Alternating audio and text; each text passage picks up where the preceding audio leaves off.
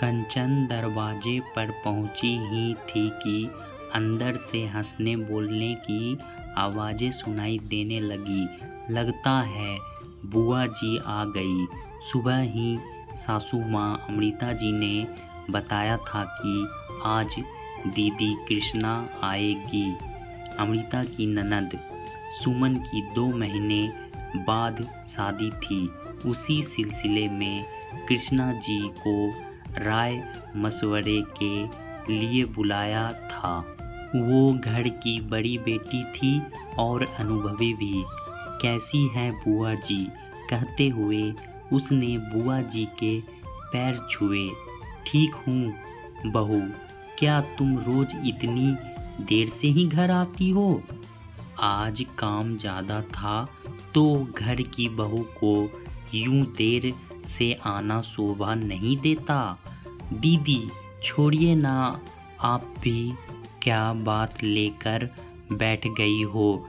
जाती है कभी कभी देर। बहू जाओ, तुम फ्रेश हो जाओ। चाय नाश्ता सुमन बना रही है। अमृता जी ने बात संभालते हुए कहा। सब चाय नाश्ता करते हुए बातें करने लगे। किया कुछ देर बाद कंचन रसोई में खाना बनाने चली गई। सबके खाना खाने के बाद कंचन रसोई में बर्तन और सफाई करने लगी। भाभी अब बताओ क्या सामान लाना है और क्या बाकी रह गया? दीदी इसलिए तो आपको बुलाया है। बेटी की शादी का मामला है, कोई कमी नहीं रहनी चाहिए। अब आप ही बताइए क्या कैसे करना है।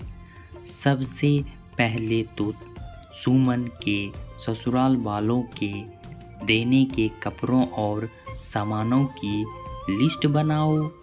रजत बेटा तू लिखता जा। जी बुआ जी। बोलिए। रजत डायरी पेन लेकर तैयार बैठा था। रजत रुको। सुमन जा भाभी को भी बुला ला। अमृता जी बोली। दीदी परिवार के सब सदस्य यहाँ हैं तो बहू को भी होना चाहिए। उसकी राय जानना भी जरूरी है। बहू को ज़्यादा सिर पर चढ़ाने की ज़रूरत नहीं है। जब से आई है देख रही है तुमने बहू को ज़्यादा ही छूट दे रखी है। दीदी कंचन इस घर की सदस्य है, उसे वो सब अधिकार है। अरे भाभी बहू को काम करने दो। बहू का इन सब बातों से क्या लेना देना जो इस घर के हर सदस्य को है। मैं तो इसलिए कह रही थी कि अभी वो बच्ची है, क्या समझेगी लेन देन की बातें। झेपते हुए कृष्णा जी बोली। उन्होंने अमृता जी से ऐसे उत्तर की उम्मीद नहीं थी। रजत और सुमन अपनी सलाह दे सकते हैं तो बहू क्यों नहीं। घर की बहू होने के नाते उसे तो सबसे आगे रहना चाहिए। आगे सब बहू ही संभालना है। घर के बड़े होने के नाते हम उसे अपने रीति रिवाज और परंपरा नहीं बताएंगे तो कौन बताएगा। इसलिए उसकी राय भी ज़रूरी है। और फिर शादीशुदा बेटी से सलाह ले सकते हैं तो घर की बहू से क्यों नहीं। भाभी आप बिल्कुल ठीक बोल रही हैं।